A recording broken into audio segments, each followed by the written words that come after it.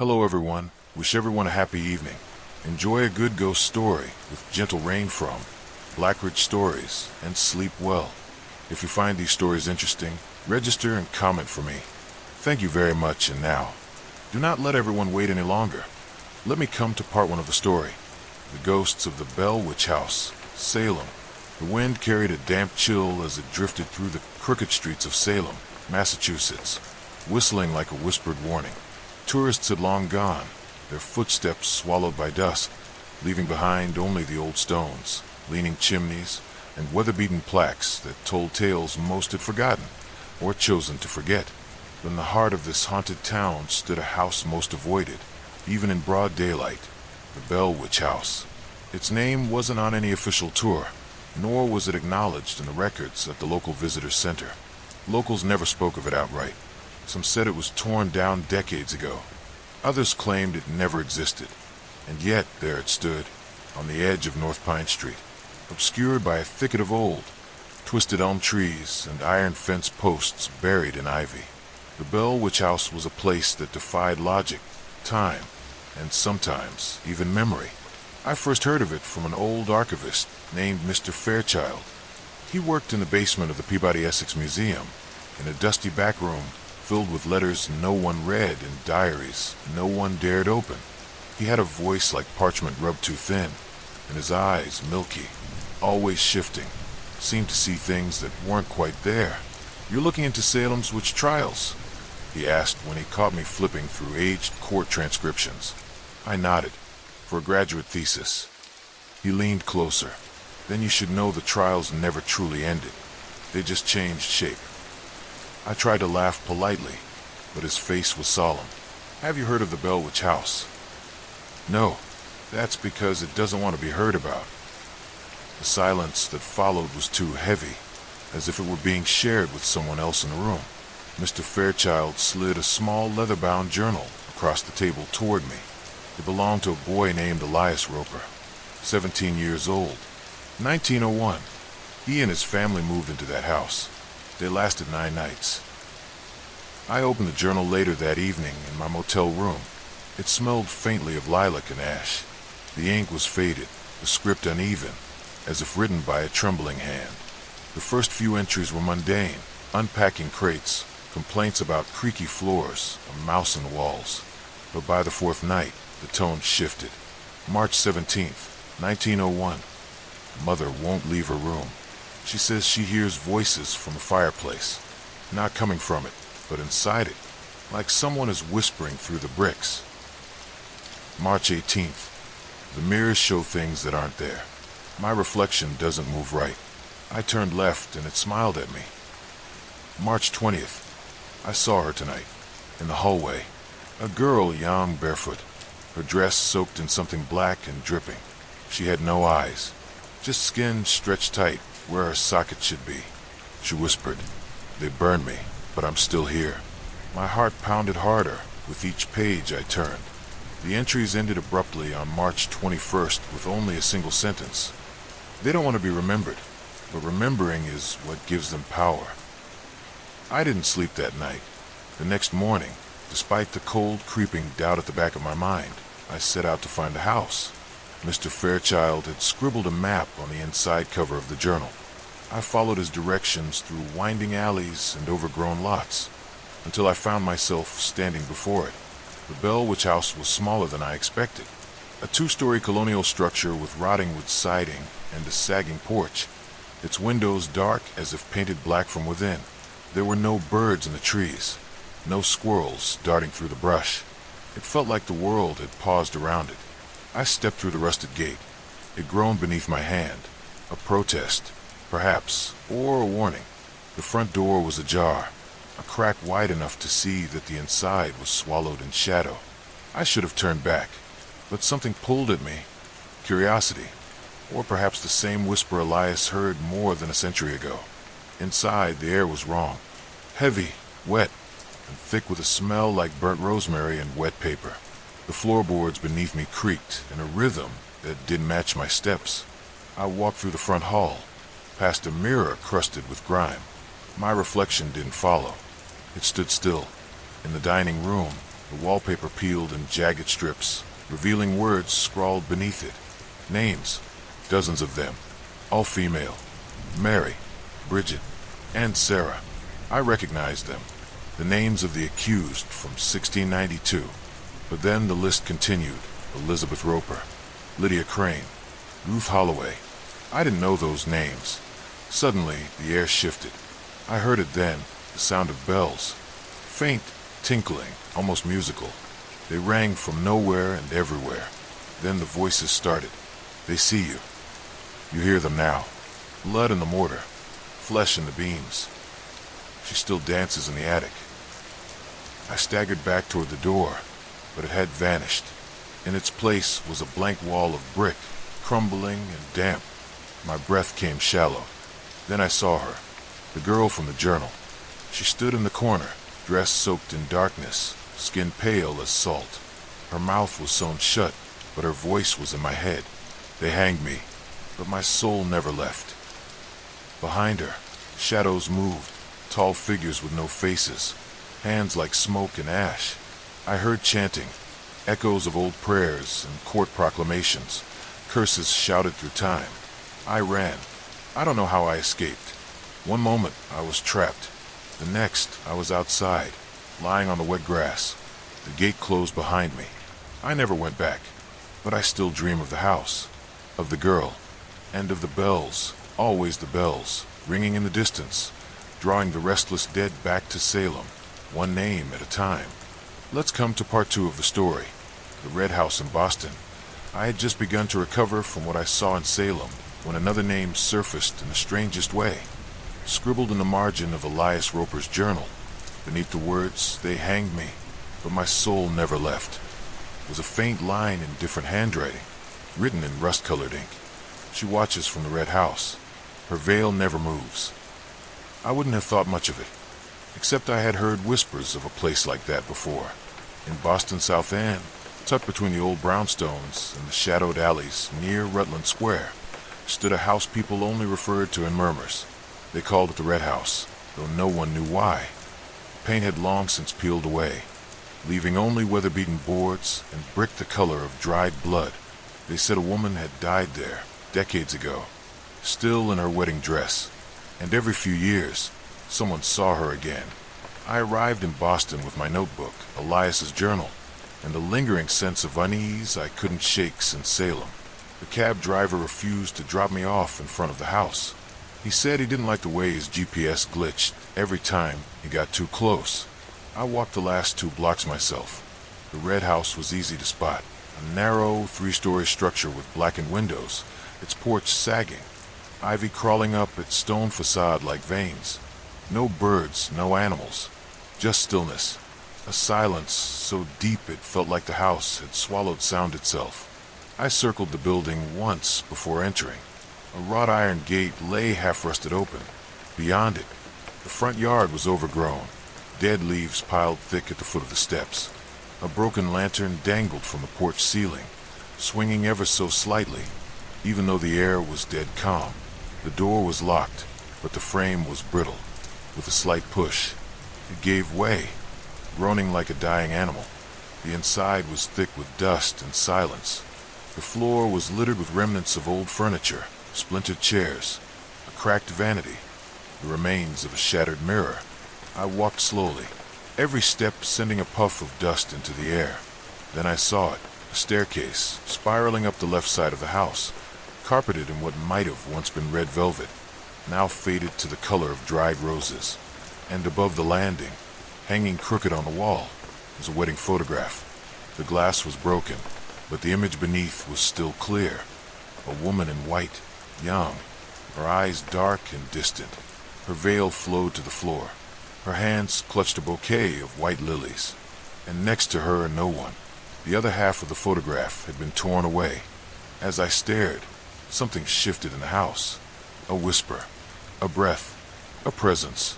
I turned, and there she was, at the top of the stairs. She wore the same wedding dress as in the photograph, though now it was yellowed with age, stained in places with what looked like dark wine or old blood.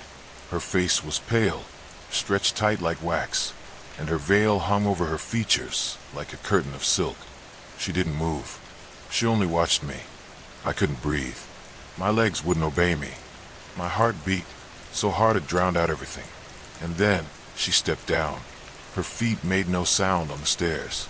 Her hands never moved. But with each step, the air grew colder. I could see my breath now, fogging in front of my face. She descended slowly, methodically, like she had done this before, like this was a ritual. By the time she reached the bottom step, I could smell her. Lilacs and mildew, flowers and rot. "Who are you?" I whispered, and for the first time, she moved, tilting her head ever so slightly, as if she had heard the question many times before. Then, from behind the veil, she whispered. I awaited. The lights above flickered. A long, groaning creak came from the hallway behind her. I looked and saw the walls bleeding. Long, thin trails of red running down from the crown molding, as if the house itself wept. "I waited," she said again. "For who?" I asked, breathless. She raised her hand then, slow, deliberate, and pointed behind me. I turned. A mirror hung on the wall, one I hadn't noticed before. It was cracked, dust-covered, but in the reflection, I saw something horrifying. It wasn't just me standing in the hallway. A man stood behind me, tall, dressed in an old-fashioned suit, his face sunken, blackened, almost burned. His eyes were hollow sockets, yet he stared directly at me, and he was reaching out. I spun around, but no one was there. Only the woman in white, now only a few feet from me. Her voice, when it came again, was filled with sorrow. "He left me." She raised her veil. I stumbled back. Her face was burned on one side, skin melted, jaw exposed in places, as if she had walked through fire. And yet, her eye on the other side was still intact, blue, glimmering, full of tears that never fell. They made me wait. And then, suddenly, she was gone. The house groaned, shifting around me. Wind howled through cracks in the walls that weren't there before. A door slammed upstairs. Then another. A piano note played from the parlor. I didn't run. I knew I couldn't. Not yet. I needed to know who she was. Why she waited. In the basement, I found an old newspaper clippings box, rotted, covered in mildew, but still intact. Inside were yellowed papers and brittle letters. One was a wedding announcement from 1896. Eleanor Whitcomb to marry Charles Emery, May 9th, South End. A note, scribbled in pencil on the bottom. He never came. House caught fire that night. Bride presumed dead. Body never recovered. The last paper was dated 6 years later. A man named Charles Emery had hanged himself in a nearby boarding house. His suicide note said only one thing. I saw her in the veil. She never left. I never left. I stumbled out of the house as dawn broke, the light cold and gray. Behind me, the front door shut on its own, and from an upstairs window, I swear I saw her watching me, still in the veil, still waiting.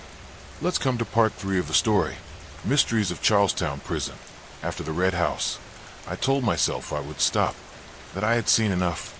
The woman in the veil still followed me in dreams, and sometimes, in reflections I swore shifted when I wasn't looking. But then the letters started. Unmarked envelopes, always arriving on Sundays, slipped under my door in the early hours before sunrise. Each contained a single sentence, typewritten, always centered on the page. The first, they never left the cells. The second, some walls remember screaming. The third, come alone, bring no light. Below the final message was a location, Charlestown State Prison, Boston, abandoned since 1955. I shouldn't have gone. Every part of me screamed not to, but I did. Charlestown Prison squatted at the edge of the Mystic River like a dead beast, gray stone towers mottled with black mold, windowless halls bricked over with time and neglect. The fence had rusted through in parts, and the air smelled of rain, salt, and iron. I arrived just before midnight.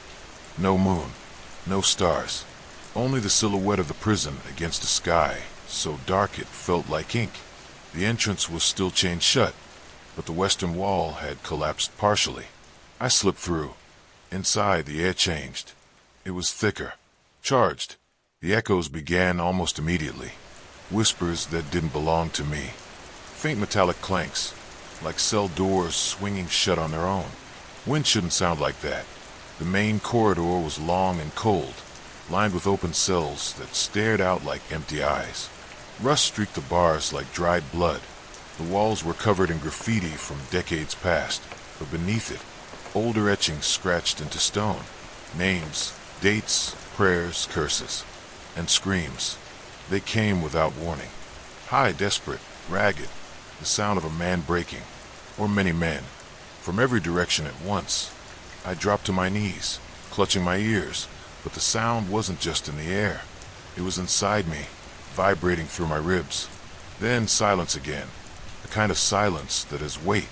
I kept moving. I passed the old mess hall, tables overturned, chairs rotted to splinters. The kitchen smelled of ash and mildew, though no fires had burned here in decades. In the infirmary, rusted gurneys still held worn leather straps, and the walls were blistered with black mold that formed strange, almost human shapes. One chair had restraints that had clearly been used too many times, the armrests worn through by struggling hands. At the end of a corridor marked D block, I found cell 23. Someone recently had drawn a circle in salt outside the door. Its interior was black with soot. The walls inside were covered top to bottom in writing. Hundreds, maybe thousands, of sentences scrawled over each other in different hands. I hear them. He walks the hall. She sings in my sleep. He never sleeps. I can't breathe in here. Let me out. Let me out. Let me out. The air in cell 23 was colder than ice. I could see my breath, though it was summer outside. Something pressed against my chest, heavy and invisible, like the cell itself remembered. Then I heard it again, a scream, but this time it was different. It was behind me. I turned and saw him, a man crouched just beyond the cell door, clothed in torn prisoner's garb from a century ago. His eyes were wild, hollow, and leaking black tears. He whispered something I couldn't understand, a sound like wet paper tearing. Then he vanished, like dust pulled into a vacuum. The hall lights flickered, except there were no lights. This place had no electricity. I backed out of cell 23 and turned to leave, but the corridor was gone. In its place was something else, a long hallway with smooth, dark walls, no doors, no windows, and footsteps. Behind me, steady, deliberate. I ran. No matter how far I went, the hallway stretched ahead endlessly. My breath grew shallow. My skin burned with cold. The screams began again, louder now. Dozens, hundreds, all around me. Men, women, children. The floor beneath me cracked, revealing stone, then steel, then darkness deeper than I can describe, then silence, and a voice, not screaming, speaking, low, gravelly, filled with authority and hatred. You are not meant to leave. I turned and saw him, not the prisoner this time, a warden, or something like one, tall, thin, in a tattered uniform from the 1930s. His face was wrapped in gauze, stained with red at the mouth and eyes. His name tag, though rusted, read Warden Black. He pointed toward me with a gloved hand. You opened the door. What door? I whispered, shaking, but he didn't answer. He only stepped back into the dark, and the corridor returned, just like that. Molded stone, cells, bars. Cell 23 was behind me again, but now the salt circle was broken. Something moved inside. I ran. I don't remember how I got out. I remember crawling through the breach in the wall, the air slicing my lungs like knives. I remember collapsing onto the sidewalk, and the silence outside felt almost unbearable. I never spoke of that night, until now. 3 nights ago, someone left another envelope under my door. Inside, a photograph. It was cell 23, taken from inside. A man, me, stood at the bars, mouth open, eyes black as tar, and beneath it, typed on that same paper, you never left. Let's come to part 4 of the story. Danvers State Hospital School. I didn't sleep for days after Charlestown. The photo still sits on my desk, though I keep it covered. I can't bear to look at it too long.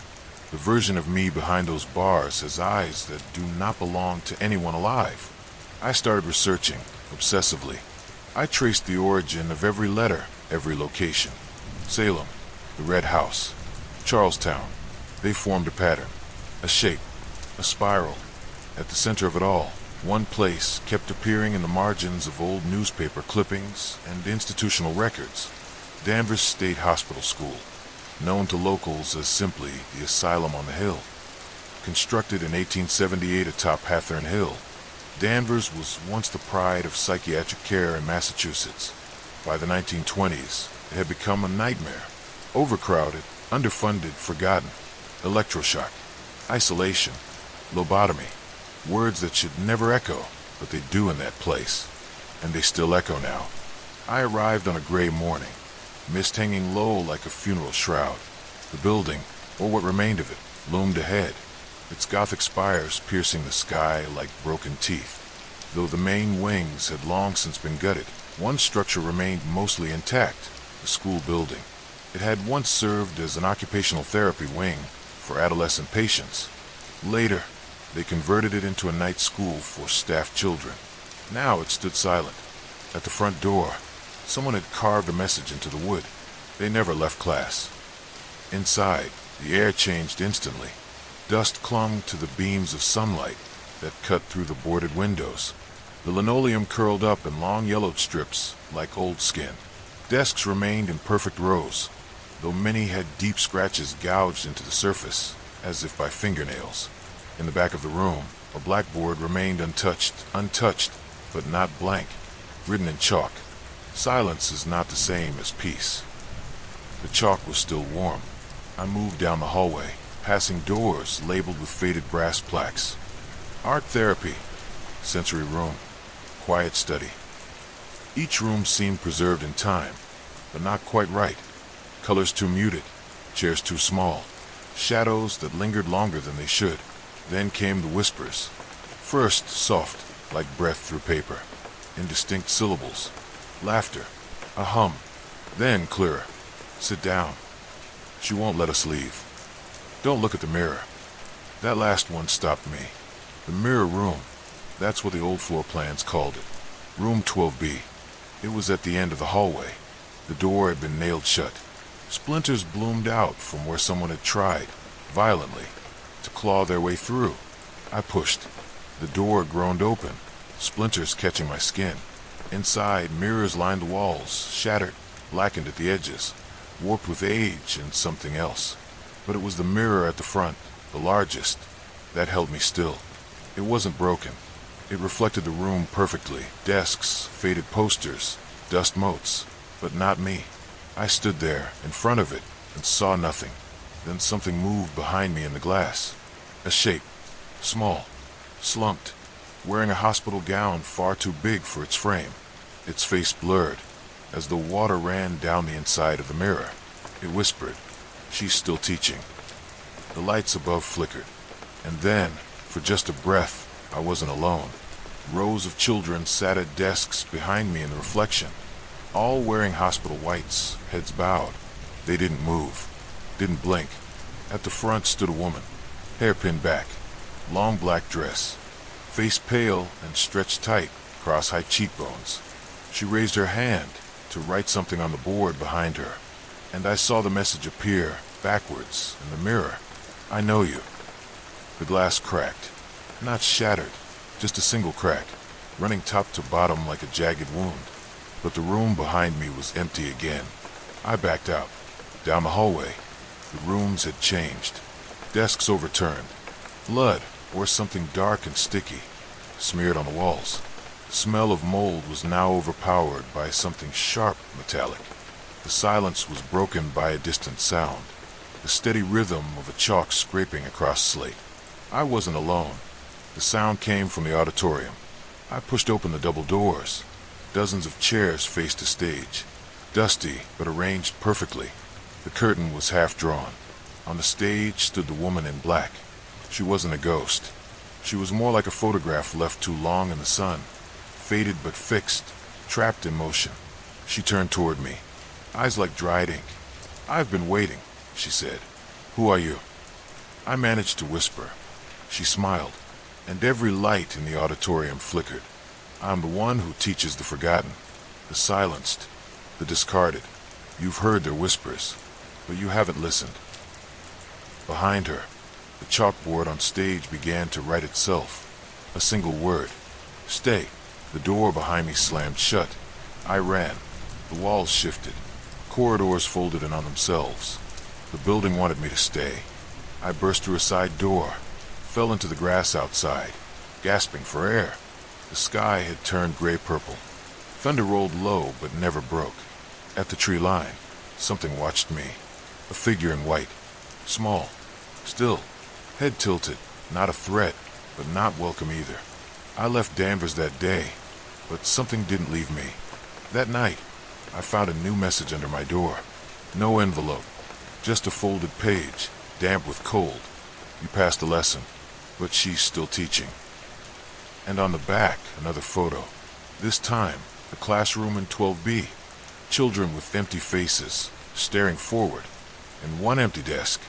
My name carved into it. Let's come to part 5 of the story. The witch hunter's ghost at Salem Witch Trials Museum. It's never just history. That's what I kept telling myself when I stepped back into Salem, Massachusetts. The epicenter of so many stories I thought I had understood. But the past doesn't sit still in Salem. It claws its way through time, through soil and wood and breath. After Danvers, I didn't intend to come here. But the letters kept arriving, always without return address, always typed on the same yellowed paper. The latest one arrived inside my coat pocket, during a walk I barely remember taking. No note, just a photograph. The front of the Salem Witch Trials Memorial, empty save for a figure in black, standing behind the stone bench etched with the name Giles Corey. The face was blurred, but the silhouette was unmistakable. It was the same woman I saw at Danvers, the same one who whispered, "I know you," and scrawled "Stay" on the chalkboard with invisible hands. Only now, she stood at the place where 20 innocent people were sentenced to death in 1692, condemned not by witches, but by fear. I followed her shadow to the museum. The Salem Witch Trials Museum doesn't look like much from the outside. Red brick, old colonial windows, a humble wooden sign. Tourists passed by, snapping selfies. Children licked ice cream, just yards away from where lives were ruined centuries ago. But I felt a shift the moment I stepped inside. The temperature dropped first, not cold like winter, but the cold of breath held too long. The exhibit rooms were lit in flickering candlelight.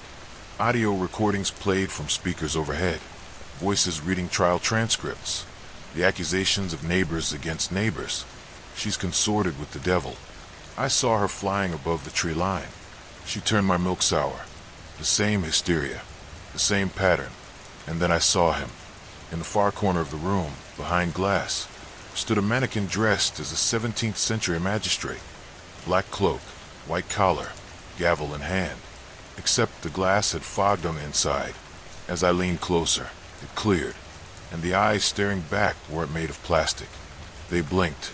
The figure raised one hand, and I heard the gavel fall, not in the display, but somewhere behind me.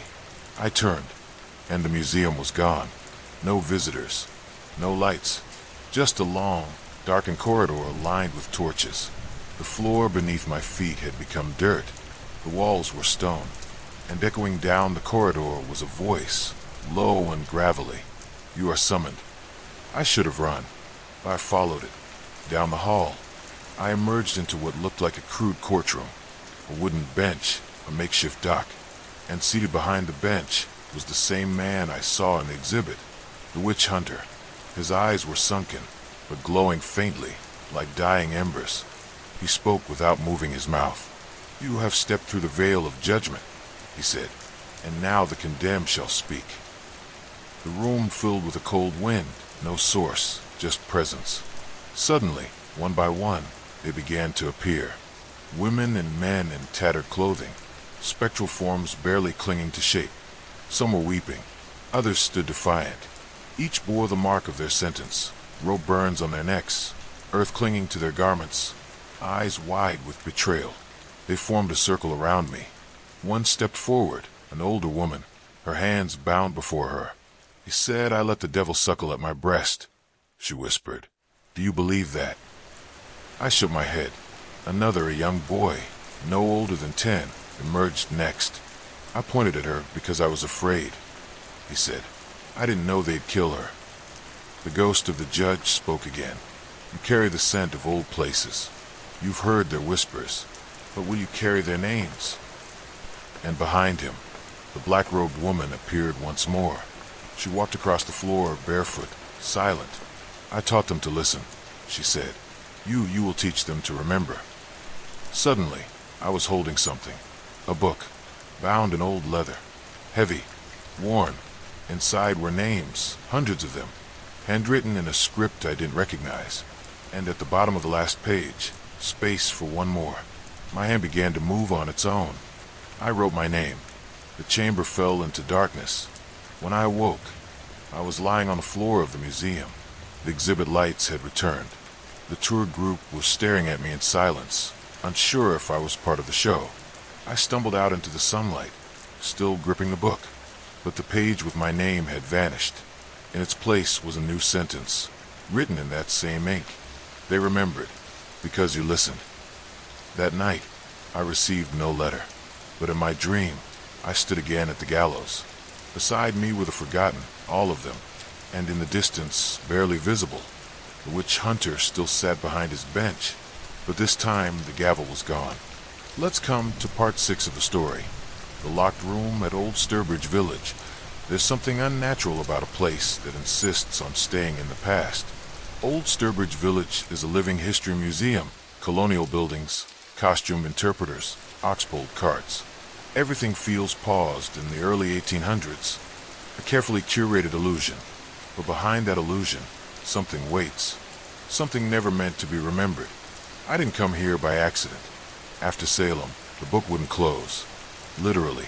Its pages had begun turning on their own in the night. Sometimes I'd wake with ink on my fingertips. Once, a dried leaf fell from between the pages. Its veins formed the shape of a key. That morning, a new page appeared in the back of the book. Northwest barn. Locked room. Do not let them see you enter. And beneath that, coordinates. They pointed to Sturbridge, Massachusetts. I arrived under the pretense of a tourist. I wore sunglasses and clutched the guide pamphlet like a shield. But as I wandered the dusty paths between the blacksmith shop and the sawmill, I began to feel the same pressure in the air that haunted me at Danvers, at Salem, at Charlestown. Something was watching, or waiting. The northwest barn stood at the edge of the property, slightly removed from the main path. Its roof sagged in the middle. Dusty windows hid the interior in shadows, and toward the back, behind a hay cart and rusting plow, I found it. A door set into the barn wall. Narrow, iron hinges, no handle, just the faint outline of a keyhole. I pulled the leaf from my pocket, the one the book had given me, and pressed it into the keyhole. There was a click. The door swung open. The air that escaped smelled of wet stone and dried flowers. The corridor beyond was narrow, lined in wood that pulsed slightly, like breathing. I stepped inside and the door closed behind me. No lock, no handle, just me and a corridor leading down. I followed it, though every step felt wrong, like the angles of the space didn't obey geometry. At times I swear I was walking downward and upward simultaneously. Eventually, the passage opened into a room, square, dimly lit by a flickering oil lamp in the corner. In the center sat a table, and on the table a mirror. Not just any mirror. I recognized the pattern around the frame. Same Baroque spirals as the mirror I saw in Venice, but this one was smaller, handheld, and far older. I picked it up. The reflection wasn't mine. A woman stood behind me in the glass. Pale dress, hair tied back, eyes wide with a grief I could feel in my chest. She mouthed one word. Don't. I turned. No one there. But then voices. Soft, whispering. Dozens of them, coming from walls. I pressed my ear to the boards and heard fragments. She brought it back from Europe. He made her look, made them all look. Don't open the second door. Second door. I scanned the room and saw it, half covered by a tapestry. A simple wooden door, nailed shut with 3 rusting iron spikes. The book pulsed in my coat pocket. I pulled it out. Its latest page had already formed. Unseal it.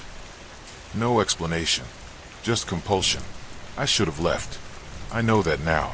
But something deeper than curiosity, deeper than logic, pushed me forward. I tore the nails out one by one. The door creaked open. Inside was darkness, a thick, velvet black that seemed to bend around light. But then it moved. Not darkness, not entirely. It was a figure, sitting cross-legged, head bowed, wrapped in what looked like lace and dried herbs. Its face was hidden, covered in cloth, stitched shut where the eyes should be. And in its lap was a second book, almost identical to mine, but bound in red. I reached for it. Its cover was warm. The moment my fingers touched it, the figure raised its head. No face, just writhing shadows stitched into skin. It didn't speak, but I heard it. In my spine, in my teeth. You should not have come. I stumbled backward, but the room had changed. No door, no mirror, just infinite space, like the inside of a cathedral buried beneath the earth. And then I heard the same gavel I'd heard in Salem. But this time, it wasn't judgment. It was release. The figure stood. It towered over me, not physically, but in presence. I felt my memories tear like paper. Time twisted. For a brief moment, I was 6 again, running through a cornfield. Then I was 72, lying in a hospital bed I'd never seen. When I screamed, no sound came. The figure extended a hand, placing the red book in mine. I opened it. Inside was a single sentence. You carry the key to the sealed room. They will follow.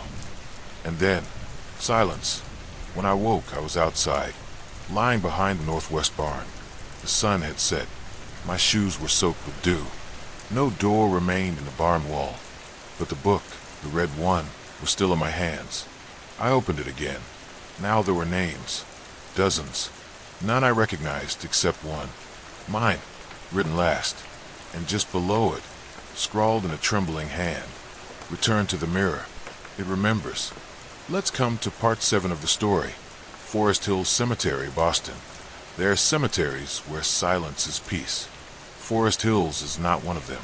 Tucked into the southwest corner of Boston, its rolling hills and winding paths stretch across 275 acres.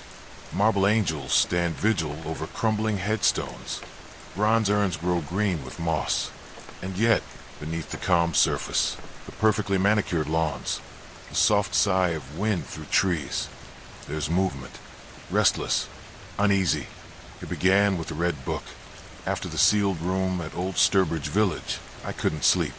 Each night, I'd feel it, a pressure in the air, like something trying to push through the walls.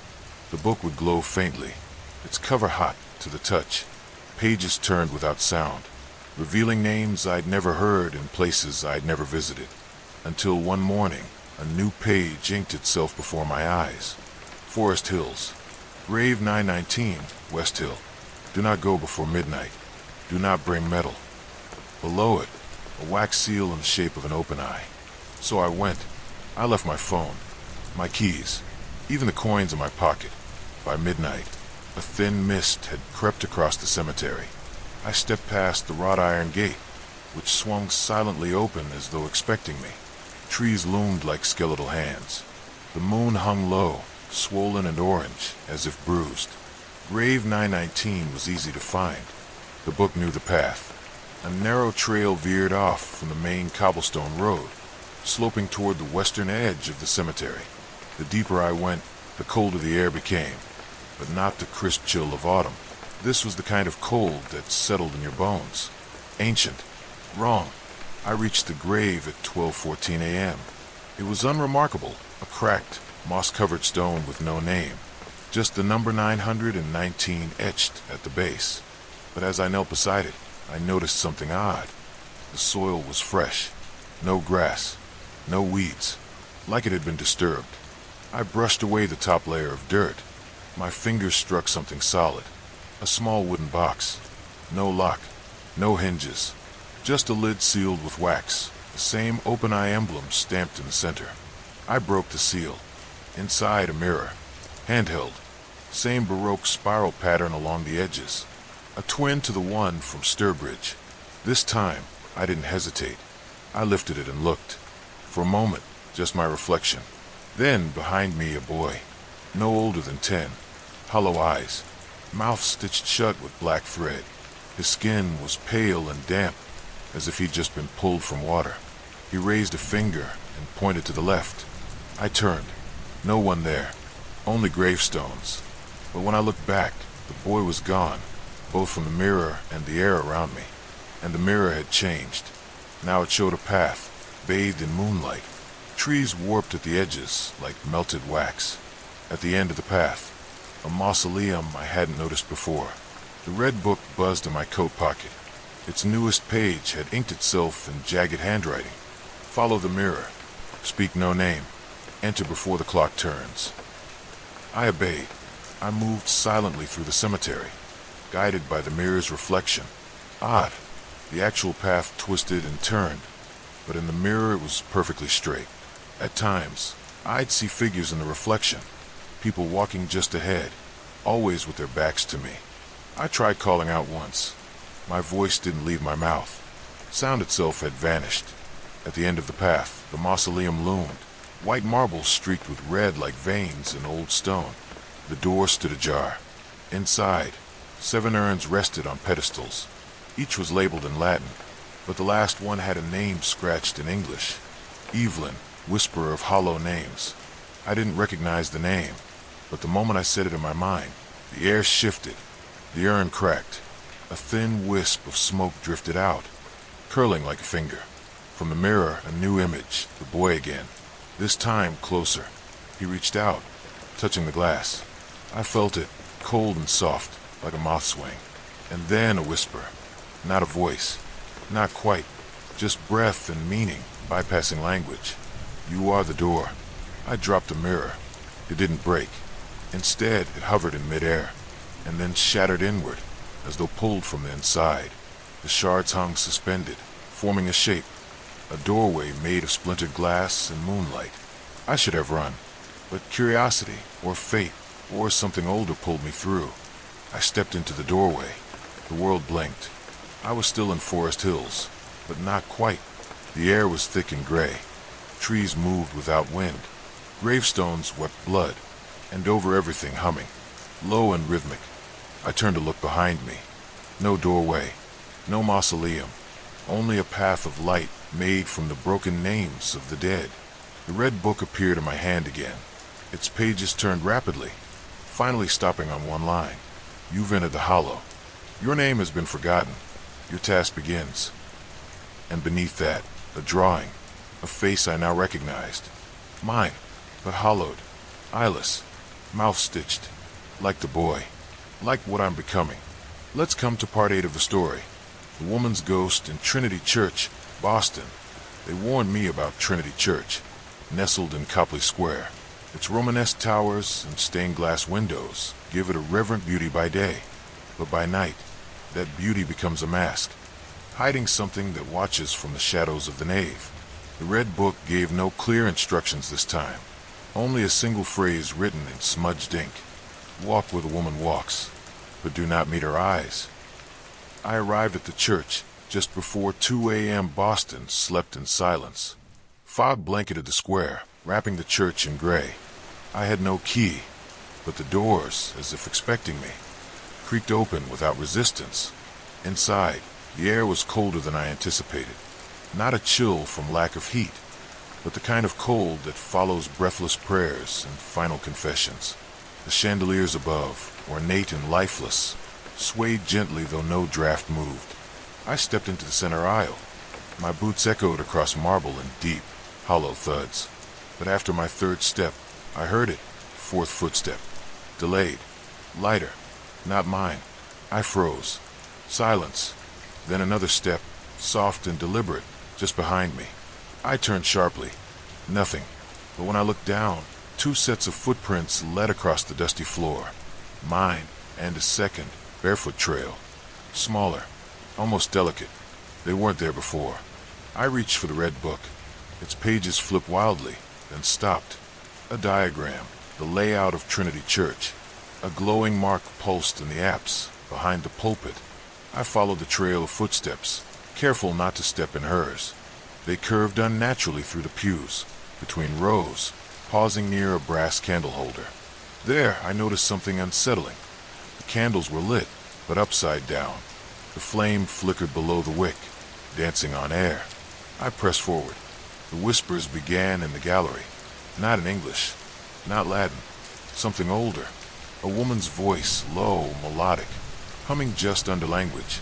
It didn't seem to come from any direction. It came from the stones themselves.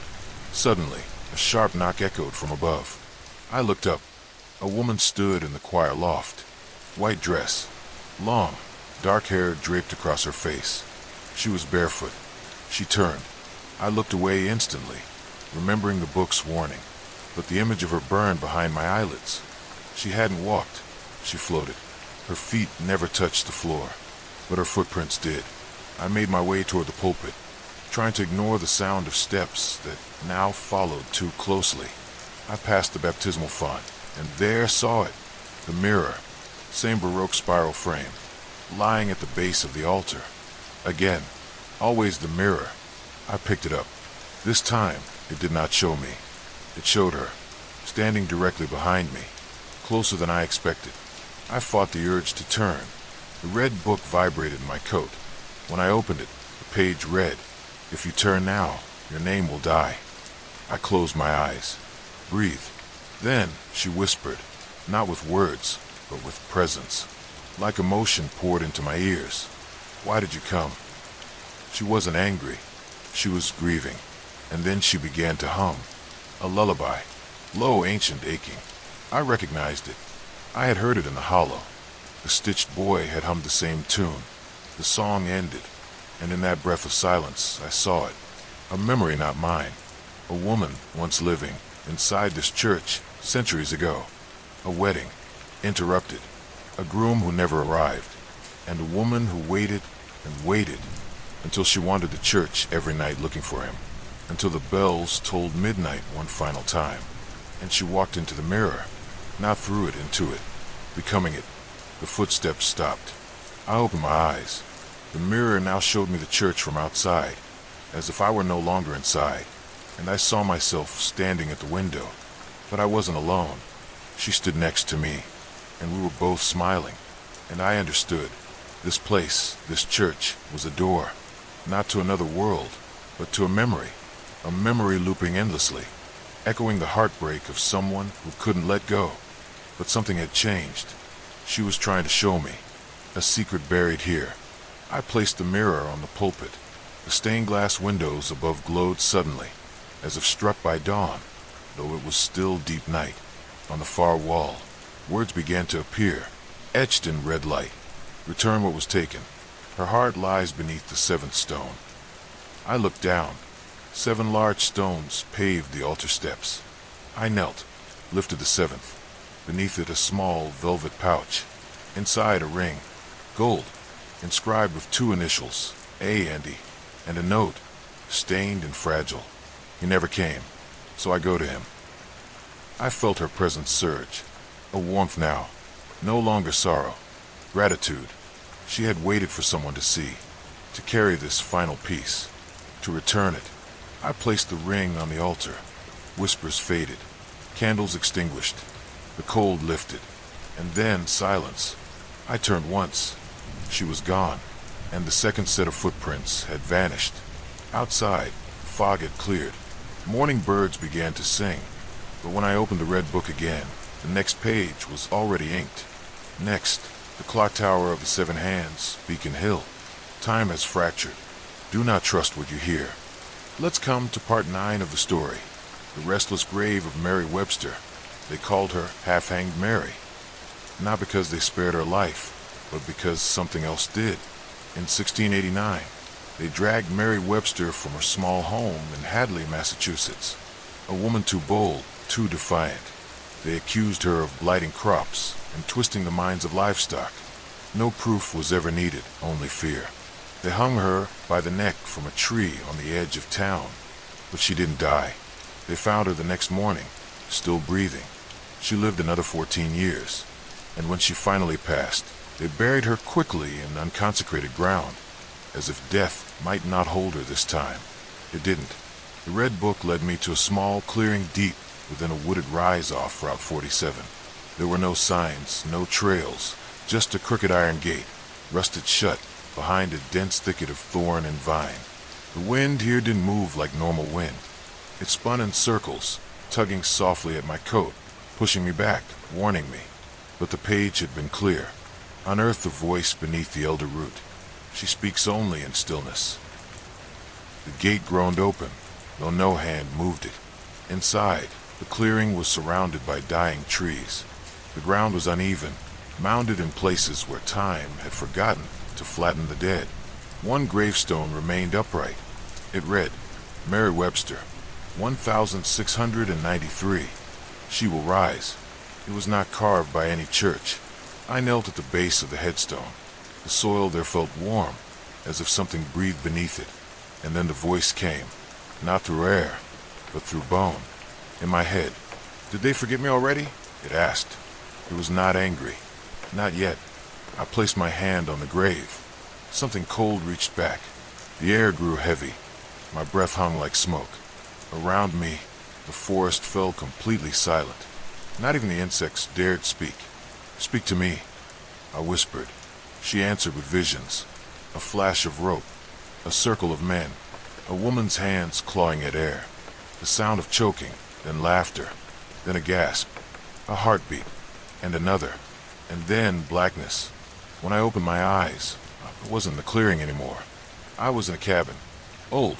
Damp. Fireless. And she stood before me. Mary. Wearing a simple wool dress. The rope marks still faint on her neck. Her eyes weren't angry, but exhausted. Like someone kept half alive by something that couldn't let go. You opened the grave, she said. Yes, I replied. Then you must carry what I could not, she whispered. What is it? She reached into the dark, pulled forth a withered bundle of cloth. Inside it, a human heart, blackened and shriveled, yet still faintly pulsing. Is it yours? I asked. No, it's his. The man who ordered her death. Reverend Josiah Thatcher. A name scratched from every history book. She buried it with her, so that he could never rest. But someone had disturbed the grave, taken the heart from her coffin and hidden it elsewhere, trying to undo what she'd bound. That's why she couldn't sleep. That's why the land shook every winter. Why cattle went mad in the spring. Why fog lingered in the hollow after dusk. She won't leave, the villagers whispered. And they were right. Mary had become part of the land. I blinked, and was back in the clearing. But now, the earth before her headstone was torn open. Shallow claw marks trailed from the grave to the woods, as if something had crawled out, and then been dragged back. The red book glowed. It flipped to a page written in ink, so faint I had to tilt it toward the moon. Return the heart to the gallows tree. Bind it in 7 knots of elder bark.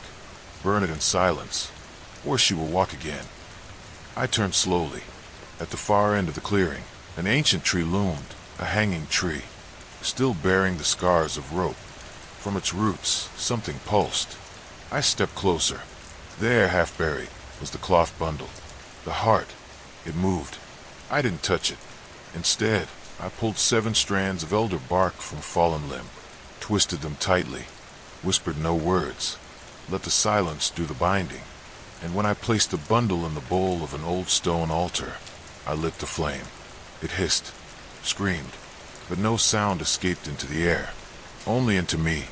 And in that moment I saw her, Mary standing behind me, watching, and then finally closing her eyes.